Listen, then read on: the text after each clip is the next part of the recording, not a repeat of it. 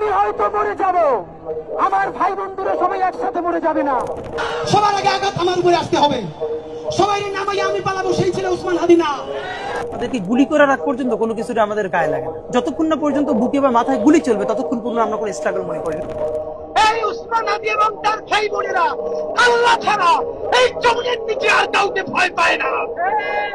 সবাই যখন মৃত্যুটাকে ভীষণ ভয় পায়, আমি তখন হাসতে হাসতে আল্লাহর কাছে ভীষণ সন্তুষ্টি নিয়ে পৌঁছতে চাই যে আমি একটা ন্যূনতম ওই জীবনটা লিড করতে পারলাম, যে আমি একটা ইনসাফের হাসি নিয়ে আমি আমার আল্লাহর কাছে পৌঁছতে চাই। আমরা যদি শহীদ হয়ে যাই, আমাদের সন্তানেরা লড়বে, তার সন্তানেরা লড়বে।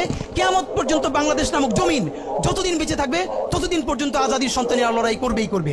আমি আমার পরিবারকে বলেছি যে আমার সন্তানের এখন বয়স 7 মাস, আল্লাহ আমাকে নিয়ে গেলে ওকে যেন ওভাবে প্রস্তুত করা হয় যে এই দখলদারিত্বের বিরুদ্ধে লড়তে হবে।